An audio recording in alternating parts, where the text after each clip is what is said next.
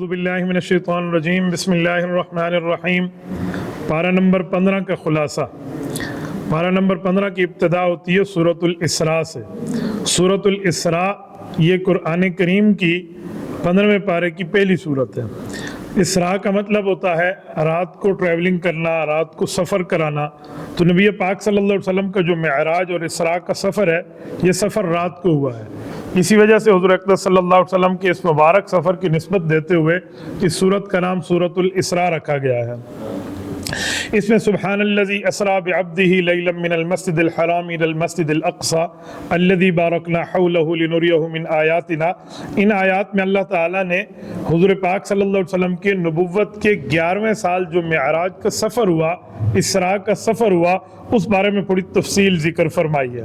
میں تھوڑی سی اس کے حوالے سے آپ کی خدمت میں بات عرض کر دوں۔ نبی پاک صلی اللہ علیہ وسلم کے معراج کی رات کا سفر 2 سفروں پہ مشتمل ہے۔ ایک سفر سفر اسراء ہے اور ایک سفر سفر معراج ہے۔ سفر اسراء کا معنی زمین سے زمین تک، سفر معراج کا معنی زمین سے عرش معلیٰ تک کا سفر۔ یہ نبی پاک صلی اللہ علیہ وسلم کا سفر معراج کہلاتا ہے۔ اوپر والے کو معراج کہتے ہیں، زمینی سفر کو اسراء کہتے ہیں، مگر بعض اوقات دونوں کو ملا کے بھی کہتے ہیں۔ قرآن کریم کے 15ویں پارے میں اس جگہ اللہ تعالیٰ نے واقعہ اسراء کو ذکر فرمایا، اور سورۃ النجم کے اندر اور احادیث متواترہ کے اندر معراج اور اللہ جل شانہ کے عرش تک جانے کے سفر کو مکمل فرمایا اور وہاں پر بیان فرمایا۔ یہ جو امتیازی معجزہ ہے، یہ نبی پاک صلی اللہ علیہ وسلم کا صرف روحانی نہیں ہے بلکہ جسمانی بھی ہے۔ روحانی کا معنی کہ نبی پاک صلی اللہ علیہ وسلم کو صرف خواب دکھا کر معراج کرائی گئی، تو صرف خواب میں نہیں کرائی گئی بلکہ جسمانی طور پہ بھی نبی پاک علیہ السلام گئے ہیں۔ خواب کا معراج کا معاملہ اس سے الگ ہے۔ نبی پاک علیہ السلام نے رب کریم سے ہم کلامی بھی کی ہے، امت پر 5 نمازیں بھی فرض ہوئی ہیں، اور واپسی پر حضور پاک صلی اللہ علیہ وسلم کو 3 چیزوں کے تحفے ملے ہیں۔ نمبر 1، حضور پاک صلی اللہ علیہ وسلم کو سورۃ بقرہ کی آخری آیات ملی عرش معلیٰ پہ، آمن الرسول بما انزل الیہ من ربہ والمؤمنون کی آیات جو ہیں، نہ یہ مکی ہیں، نہ یہ مدنی ہیں، نہ یہ ارضی ہیں، نہ یہ سماوی ہیں، بلکہ آسمانی اور فضائی اور عرشی ہیں۔ یہ اوپر آیات نبی پاک پر نازل ہوئی تھی۔ دوسرے نمبر پہ نبی پاک صلی اللہ علیہ وسلم کو تسلی دی گئی کہ اگر آپ کا کوئی امتی جتنا گناہ گار کیوں نہ ہو، اگر اس نے شرک نہیں کیا تو ایک وقت آئے گا اللہ تعالیٰ اس کو جہنم سے نکال کے جنت بھیج دیں گے۔ ہاں، جس نے شرک کیا اور شرک پر مر گیا، اس کی بخشش نہیں ہے۔ جس نے شرک کی معافی مانگ لی، اس کے لیے بخشش ضرور ہے۔ اور تیسرے نمبر پہ نبی پاک صلی اللہ علیہ وسلم کو 5 نمازوں کا تحفہ ملا ہے، جس کے پڑھنے پر 50 نمازوں کا ثواب بندے کو مل جاتا ہے۔ اس کے آگے وَقَصَيْنَا إِلَىٰ بَنِي اسرائیل کی آیت میں حضرت نبی پاک صلی اللہ علیہ وسلم کو بنی اسرائیل کے فساد کے بارے میں، سرکشی کے بارے میں بتایا گیا۔ بنی اسرائیل کی سرکشی تھی، تو بنی اسرائیل کی سرکشی پر 2 مرتبہ رب کریم نے ان کو عذاب دیا ہے۔ ایک مرتبہ عراق کا بادشاہ بخت نصر آیا، اور ایک مرتبہ روم کا بادشاہ تیلوس آیا تھا، اور ان دونوں نے آ کے ان کو تباہ و برباد کیا۔ وہ پورا کا پورا واقعہ وہیں ذکر فرمایا کہ بنی اسرائیل کو اللہ کی نافرمانی کی سزا مل گئی تھی۔ بخت نصر نے تو باقاعدہ ان کے ہزاروں آدمیوں کو مارا تھا، اور زندہ بچ جانے والے بھی ہزاروں تھے۔ انہیں قیدی بنا کے اپنے ساتھ بابل اور عراق لے گیا تھا۔ 70 سال تک ان لوگوں نے ذلت اور غلامی کی زندگی گزاری تھی۔ ایک بات یہ ارشاد فرمائی۔ دوسرا، تیتوس بھی آتا ہے، تیلوس بھی آتا ہے اس کا نام، وہ روم کا بادشاہ ہے، وہ آیا تھا، اور اس نے عیسیٰ علیہ السلام کے زمانے میں یہودیوں کی سرکشی اور بدعمالیوں کی وجہ سے ان کے اوپر وہ مسلط ہو گیا اللہ جل شانہ کی طرف سے۔ وہ بھی نست و نابود اس کو کر کے گیا، اور اس نے بھی ان کے علاقے کو ویران کیا۔ اس کے بعد وَإِنْ عُدْتُمْ کی آیت کے اندر اللہ پاک نے یہودیوں کو ایک بار پھر خطاب کیا نبی پاک صلی اللہ علیہ وسلم کے دور میں کہ اگر تم نے پھر نبی پاک کی مخالفت کی تو تمہارا ہی حشری نشری پہلے کی طرح ہوگی۔ تو یہودی اپنے کرتوت سے پھر بھی باز نہ آئے۔ پھر ان کے ساتھ معاملہ کیا ہوا؟ ان لوگوں کو پہلے مدینہ کے بنو قینقاع اور بنو خزرج اس جگہ سے نکالا گیا، یہ خیبر جا کے بسے، پھر خیبر سے نکالا گیا، پھر حضرت عمر رضی اللہ عنہ کے دور میں تو ان کو جزیرۃ العرب سے نکال دیا گیا تھا کہ اخرج الیہود من جزیرۃ العرب۔ یہ ان کے اوپر یہ تیسرا عذاب ہے جس کو آیات اور حدیث پہ بیان فرمایا گیا۔ میں اللہ سے امید رکھتا ہوں انشاءاللہ تعالی اب جو فلسطین میں یہ بربادی کر رہے ہیں، انشاءاللہ تعالی عیسیٰ علیہ السلام کا وقت آنا ہے۔ یہودیت کے سربراہ نے، دجال نے یہودیت کے گھر میں لد سٹی آف اسرائیل کے ایئرپورٹ پہ قتل ہونا ہے، اور ان کو 4تھی سزا بھی ملنی ہے۔ رب کریم ہم سب کو حضرت عیسیٰ علیہ السلام کا عافیت کے ساتھ لشکریہ عطا فرمائے۔ اس سے آگے ان ھذا القرآن یہدی للتی ہی اقوم، ان آیات میں اللہ تعالیٰ نے قرآن کریم کو ہدایت کا راستہ بتایا اور قرآن کی صفت اقوم بیان فرمائی ہے۔ اقوم ایسے راستے کو کہتے ہیں جو آسان بھی ہو، محفوظ بھی ہو اور منزل مقصود تک پہنچا دے، اس راستے کو اقوم کہتے ہیں۔ تو قرآن کریم کی اس صفت کو ذکر فرمایا۔ اس کے آگے وَقَضَىٰ رَبُّكَ أَلَّا تَعْبُدُوا إِلَّا إِيَّاهُ وَبِالْوَالِدَيْنِ إِحْسَانًا میں حقوق اللہ کی بات فرمائی، حقوق العباد میں والدین کی بات فرمائی۔ رب کریم کی عادت مبارکہ یہ ہے، قرآن میں جہاں توحید کا ذکر وہیں رسالت کا ذکر آتا ہے، لیکن اس آیت میں ہم دیکھیں وَقَضَىٰ رَبُّكَ أَلَّا تَعْبُدُوا إِلَّا إِيَّاهُ، اللہ نے توحید کی بات فرمائی ہے کہ رب کا فیصلہ ہے اس کی عبادت کریں۔ اب رسالت کی بات نہیں ہے، وَبِالْوَالِدَيْنِ إِحْسَانًا کی بات فرمائی ہے کہ والدین کے ساتھ آپ لوگوں نے حسن سلوک کرنا ہے۔ احسانہ صرف حقوق ادا نہیں کرنے، ان کے ساتھ احسان کا، اچھائی کا، پیار کا، عزت کا، عقیدت کا، محبت کا، یگانگت کا معاملہ آپ نے رکھنا ہے جو اعلیٰ سے اعلیٰ طریقے پر ہو، اور یہ والدین کے حقوق ہیں۔ ان کے سامنے اف تک نہیں کہنا۔ اب اف کے دو مطلب ہیں۔ اف کا ایک مطلب ہے جس کو عربی میں کہا جاتا ہے اف لکم ولما تعبدون من دون اللہ، اس کا معنی ہے میں تم سے بری ہوں، ماں باپ سے بری نہیں ہونا، ان کی ذمہ داری اپنے سر سے ہٹانا نہیں ہے۔ اور اف کا ایک مطلب ہماری زبان میں چلتا ہے کہ ماں باپ نے اگر کوئی غلطی کر دی، کوئی آپ کے مال کا نقصان بھی کر دیا، تو انہیں یہ نہیں کہنا کہ ابا آپ نے اتنا بڑا نقصان کر دیا، امی آپ نے اتنی بڑی معاملہ کر دیا، یہ جملہ بھی نہیں کہنا۔ یہ بھی ماں باپ کو کہنے میں اللہ جل شانہ نے منع تک فرما دیا ہے، لہٰذا ایسا کام آپ نے نہیں کرنا۔ اور پھر اس کے بعد فرمایا کہ اگر ماں باپ تمہیں ڈانٹے تو جواب میں ڈانٹنا بھی نہیں ہے، بلکہ ان کے ساتھ نرمی، بھلے، پیار اور اچھے طریقے سے بات کرنا ہے۔ ماں باپ کے معاملات میں نرمی اور شفقت کے معاملے کو سامنے رکھنا ہے۔ اور پھر اس کے بعد فرمایا والدین کے لیے اپنے بازوؤں کو بچھا کے رکھنا ہے۔ بازوؤں کو بچھا کے کیا مطلب؟ پروں کو بچھانے کا مطلب یہ ہے وَاخْفِضْ لَهُمَا جَنَاحَ الذُّلِّ مِنَ الرَّحْمَةِ، پرندہ اڑتا ہے تو اپنے پروں کے سہارے اڑتا ہے نا، تو فرمایا اپنی طاقت اپنے ماں باپ کو نہ دکھانا، اپنی طاقت کی بلبوتے پہ ماں باپ کے سامنے یہ نہ کرنا میں نے یوں کر دینا ہے، یوں کر دینا ہے۔ یہ 30 31 32 مارخان ماں باپ کے سامنے بننا نہیں چاہیے۔ اس کے ساتھ پھر اللہ نے فرمایا صرف یہیں پہ کمی نہیں ہے، ان کو جی جی کرتے رہنا ہے اور ان کے لیے مجھ سے دعا کرنی ہے، اللہ میرے ابا اور میری اماں پر رحمت فرما، یہ بچپن میں مجھے بڑے پیار سے پالا کرتے تھے، کما ربیانی صغیرہ۔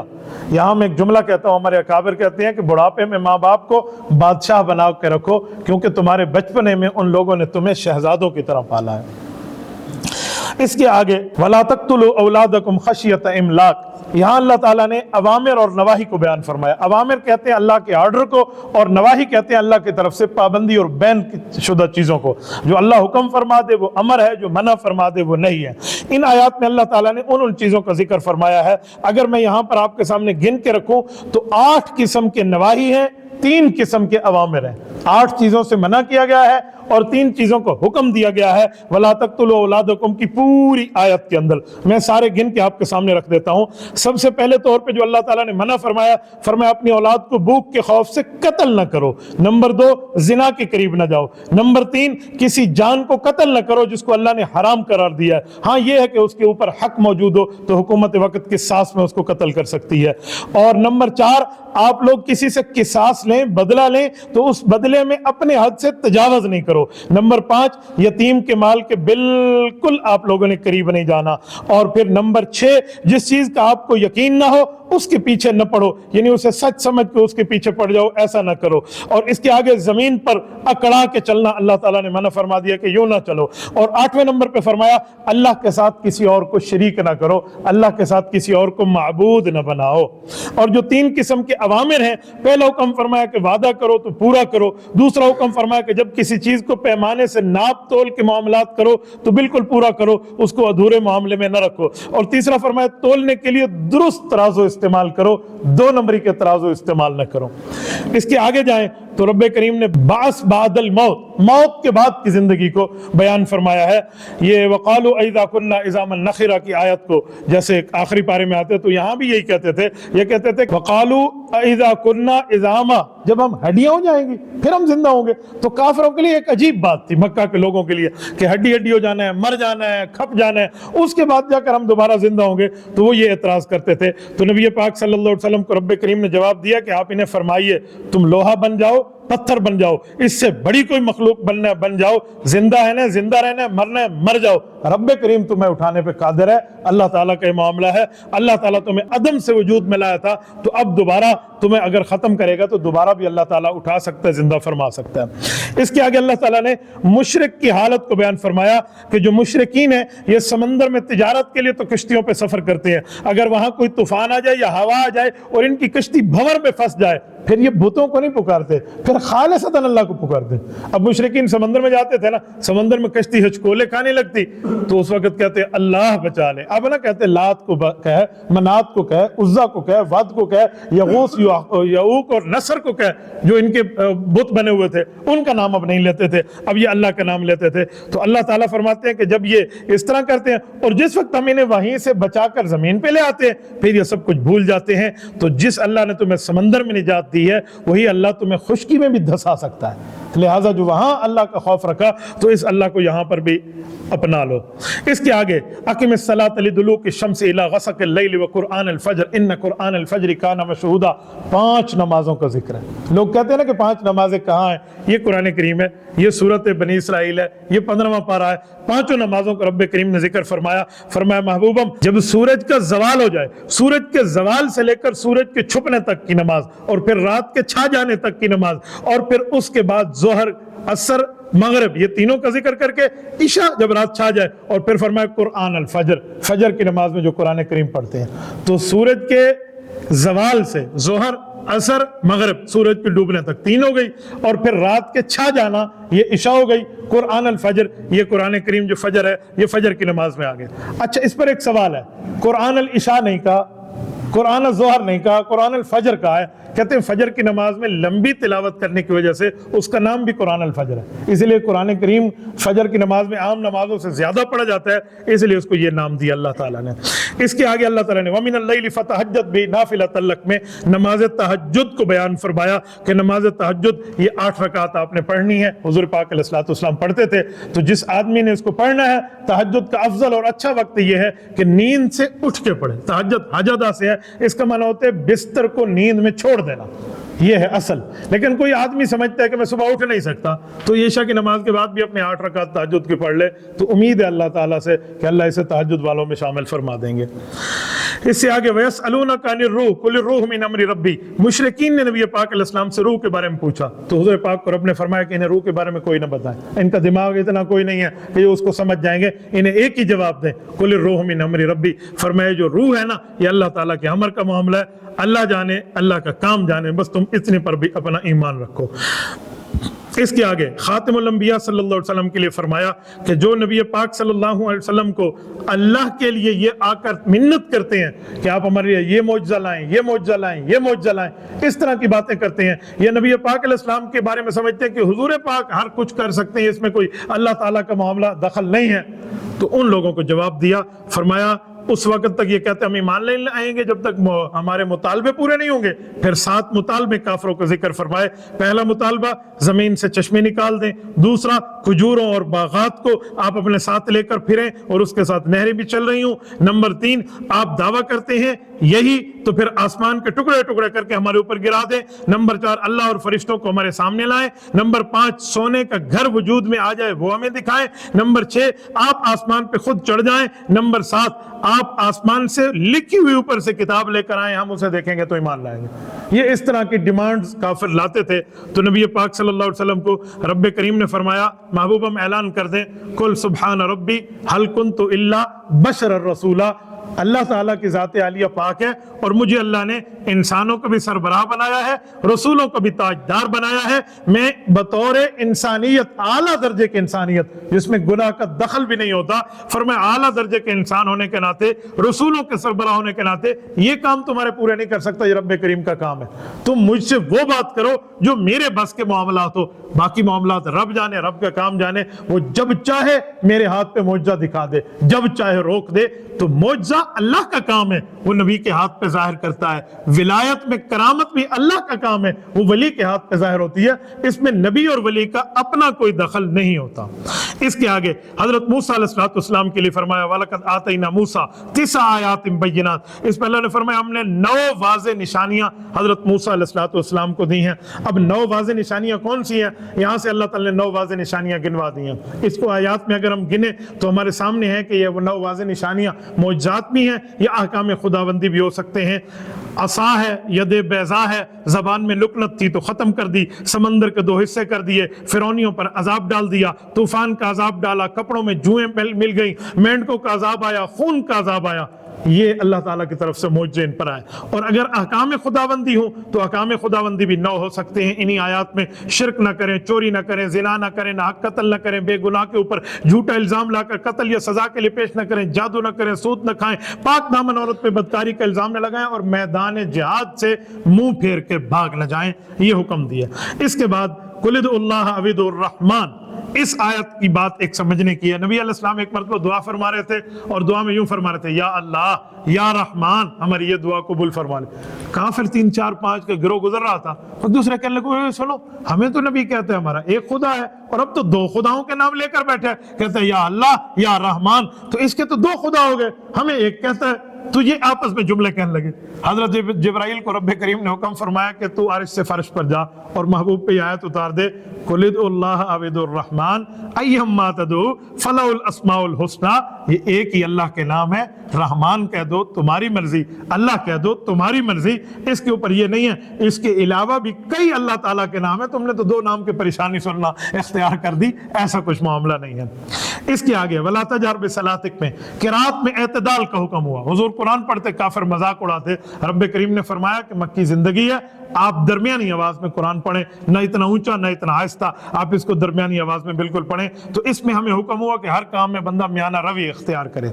اس کے بعد آگے رب کریم نے وَقُلِ الْحَمْدُ لِلَّهِ الَّذِي لَمْ يَتَّخِذْ وَلَدًا وَلَمْ يَكُن لَّهُ شَرِيكٌ فِي الْمُلْكِ وَلَمْ يَكُن لَّهُ وَلِيٌّ مِّنَ الذُّلِّ وَكَبِّرْهُ تَكْبِيرًا۔ اس آیت میں مشرکین کی، یہود کی، نصارہ کی رب کریم نے تردید فرمائی کہ نہ اللہ کے لیے کوئی بیٹا ہے، نہ اللہ کو بیٹے رکھنے کی ضرورت ہے، نہ اللہ کا کوئی شریک ہے، وہ اس سے بلند و بالا ہے، اعلیٰ ہے، اس کی صفات بھی اعلیٰ ہیں، لہٰذا اسی کو بیان کرتے رہنا چاہیے۔ یہاں سے سورۃ الکہف شروع ہو رہی ہے۔ سورۃ الکہف پوری تو نہیں ہے اس پارے میں، باقی حصہ 16ویں پارے میں ہے، میں 15ویں پارے کے حصہ آپ کی خدمت میں پڑھ دیتا ہوں۔ سورۃ الکہف میں کہف کا معنی ہوتا ہے غار۔ اس غار میں جا کر کچھ لوگوں کے رہنے کا ذکر تھا تو اللہ تعالیٰ نے ان کو ذکر فرمایا۔ یہودیوں سے پوچھا تھا مشرکین مکہ نے، تو ان سے آ کر حضور پاک سے 3 سوال کیے، روح کیا ہے، اصحاب کہف کون ہے، اور ذوالقرنین کون ہے، سکندر ذوالقرنین کے بارے میں بتائیں۔ یہ 3 سوال آ گئے۔ حضور پاک علیہ السلام نے فرمایا کل بتاؤں گا۔ نبی پاک صلی اللہ علیہ وسلم پر پھر کل بتاؤں گا، وہ نہ آئی وحی تو پھر فرمایا میں کل بتاؤں گا، پھر وہی نہ آئی تو پھر وہی آئی۔ اس کے بعد کچھ دنوں کے بعد فرمایا وَلَا تَقُولَنَّ لِشَيْءٍ إِنِّي فَاعِلٌ ذَلِكَ غَدًا إِلَّا أَن يَشَاءَ اللَّهُ۔ محبوباً یوں نہ فرمایا کرے کل بتاؤں گا، یوں فرمایا کرے اللہ چاہے گا تو کل بتاؤں گا، انشاءاللہ ساتھ فرما دیں۔ تو یہ نبی پاک صلی اللہ علیہ وسلم پر پھر رب کریم نے ان کے جوابات نازل فرمائے۔ اب اصحاب کہف کا کیا ہے، یہ آگے آیات میں آ رہے ہیں، میں صرف جھلکی آپ کو سنا دیتا ہوں۔ ظالم بادشاہ ہے، کافر بادشاہ ہے، نام اس کا دقیانوس ہے، اور اہل اسلام پہ جو اس زمانے کے تھے ان پہ ظلم و تشدد کرتے ہیں۔ چند نوجوان اس سے باغی ہو کر ہٹے اور ایک غار میں جا کر پہنچ گئے کہ اس ظالم سے، کہ ظلم سے ہمیں نجات مل جائے گی، ہم یہاں پر آ کر کچھ پلان بنا لیں۔ تو وہ آ کر سوئے۔ اچھا سوئے تو سوتے رہ گئے، 309 سال تک سو گئے۔ اب 309 سال سونے کے بعد یہ بندے اٹھے، ایک دوسرے سے کہنے لگے، کچھ ناخن اور بال بڑے ہوئے تھے نا، کتنا عرصہ سوئے؟ تو کسی نے کہا دن یا آدھا دن، اس نے کہا نہیں یار تھوڑا زیادہ سوئے، دیکھو نا بھوک لگی تھی۔ تو فَبَعْثُوا أَحَدَكُمْ بِوَرِقِكُمْ هَٰذِهِ إِلَى الْمَدِينَةِ، ایک بندے کو یار وہ باہر چلا جا، ذرا آرام سے جانا، کوئی تمہیں پہچاننے لے، وہ کھانے پینے کی چیز تو لے آیا، کچھ کھا لیں ہم۔ رب کریم نے معاملہ ظاہر فرمانا تھا۔ 309 سال کے بعد اس بندے نے قدم باہر نکالا۔ جب وہ باہر نکلا تو آگے زمانہ بدل گیا، حالات بدل گئے۔ اس نے جا کے ایک دکاندار کو پیسے پیش کیے کہ یہ فلاں چیز تو دے دے، مثلاً کو کیلے، مالٹے، سیب، آم ہے، بھائی یہ تو دے دے۔ اس نے کہا کتنے کے؟ کہا جی اتنے پیسوں کے۔ انہوں نے کہا کون سے پیسے ہیں؟ وہ سکے بدل گئے تھے، نوٹ تبدیل ہو گئے تھے۔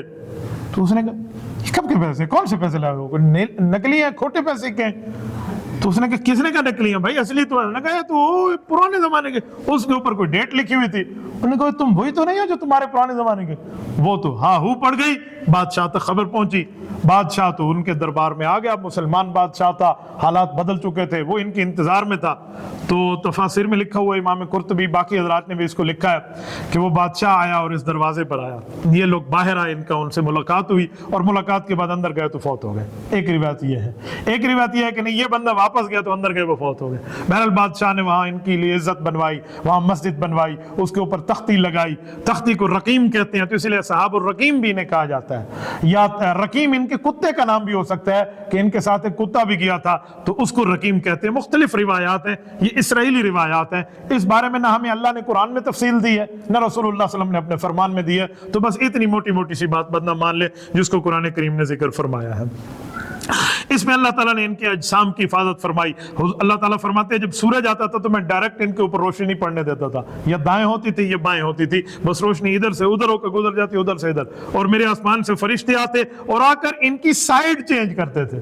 نقلبہم ذات الیمین و ذات الشمال، ان کی سائیڈ چینج کر رہے ہیں۔ رب کریم کا معاملہ ہے، اللہ تعالیٰ جیسے چاہے ویسے ہی کرے۔ آگے پھر ان کی پوری ترتیب ہوئی۔ اب اس پر سوال ہے کہ کتنے بندے تھے، ان کی تعداد کتنی تھی؟ قرآن کریم نے کوئی تعداد کے بارے میں واضح طور پہ اسپیسیفک ورلڈ نہیں دیا کہ اتنے ہی تھے، اس کے بارے میں مختلف آیات ہیں، کوئی کہتے ہیں 7 تھے، کوئی کہتے ہیں 9 ہیں۔ بہرحال اس کی پوری تفصیل ہے جو موجود ہے، حضرت ابن عباس رضی اللہ عنہما کا قول ملتا ہے، وہ فرماتے ہیں 7 یہ تھے اور 8واں ان کا کتا تھا جس کو رقیم کہا گیا ہے۔ اس کے آگے وَضْرِبْ لَهُمْ مَثَلًا، اس آیت میں 2 بھائیوں کا ذکر ہے، ایک بھائی کافر ہے، رب کا نافرمان ہے، اور ایک بھائی رب کریم کا فرما بردار ہے، ان کا باغ ہے، دونوں کے باغ بنے ہوئے ہیں، مال و دولت میں دل لگا کے بیٹھ گئے ہیں، اللہ کے راستے میں خرچ کرنا چاہیے یہ نہیں، اس کے اوپر سارے معاملات ہو گئے، تو لہٰذا کیا کریں کیا نہ کریں۔ ایک بھائی نے دوسرے سے کہا بھائی اللہ کا شکر ادا کر، انہوں نے کہا کوئی شکر ادا نہیں کرتا، ساری تو میری محنت کا دخل ہے۔ اب صبح اٹھا تو ایک کا باغ برباد تھا، ایک کا باغ ٹھیک رہا، اس سے شکر گزاری کی بات سمجھ آتی ہے۔ اس کی اگلی آیات میں البال والبنون زینت الحیات الدنیا میں جو فرمایا کہ جو انسان کی اولاد ہے یا اس کا مال ہے یہ سب کچھ اللہ کا دیا ہوا ہے، لہٰذا ہمیں اس میں دل نہیں لگانا چاہیے، رزاق کے اوپر توجہ رکھنی چاہیے۔ پھر حضرت موسیٰ علیہ السلام اور حضرت خضر کا واقعہ بیان فرمایا، اور یہ واقعہ 15 پارے 16 پارے تک جاتا ہے۔ اس کا پہلا حصہ میں آپ کی خدمت میں عرض کر دیتا ہوں۔ حضرت موسیٰ علیہ السلام نے ایک مرتبہ ان سے سوال ہوا کہ اس دھرتی پہ سب سے بڑا عالم کون ہے؟ تو حضرت موسیٰ علیہ السلام نے فرمایا میں ہوں، اور یہ بات بالکل ٹھیک تھی کہ حضرت موسیٰ علیہ السلام ہی وقت کے نبی ہیں اور اس دھرتی کے اس وقت سب سے بڑے عالم ہیں، لیکن رب کریم نے ایک بات امت کو سمجھا دی حضرت موسیٰ کے ذریعے کہ جب کوئی اس طرح پوچھے تو یوں جواب نہیں دینا چاہیے میں ہوں، بلکہ یوں کہے اللہ تعالیٰ جانتے ہیں۔ تو حضرت موسیٰ علیہ السلام نے ساتھ یہ نہیں فرمایا، تو رب کریم نے پھر اس تشریعی نبی کو، تشریعی نبی کا معنی ہے جس کا تعلق عوام سے ہوتا ہے، اور تکوینی نبی وہ ہوتے ہیں جن کا تعلق اللہ تعالیٰ کے آسمان زمین کے معاملات سے ہوتے ہیں، ان کا تعلق عوام سے نہیں ہوتا۔ تو تشریعی نبی حضرت موسیٰ علیہ السلام کو تکوینی نبی کے پاس بھیج دیا گیا کہ جائیں ذرا ان سے بھی علم کی باتیں سمجھیں، حضرت خضر علیہ السلام کے پاس۔ موسیٰ علیہ السلام اپنے شاگرد کو جن کا نام ہے حضرت یوشع بن نون علیہ السلام، بعد میں نبی بنے ہیں، یہ حضرت موسیٰ علیہ السلام کے ایسے ساتھی تھے جیسے حضور پاک علیہ السلام کے حضرت ابو بکر صدیق ہیں رضی اللہ عنہ، ان کو ساتھ لے کر یہ وہاں گئے اور وہاں جا کر اس سے ملاقات ہوئی اور ان سے مختلف باتیں ہوئیں۔ پھر یہاں سے آیت نمبر 60 سے لے کر آیت نمبر 82 تک اس پورے قصے کو بیان فرمایا گیا ہے۔ انشاءاللہ تعالی کل 16 پارے میں اس کی تفصیل آپ کی خدمت میں عرض کروں گا۔ جزاکم اللہ تعالی وآخر دعوانا ان الحمد للہ رب العالمین۔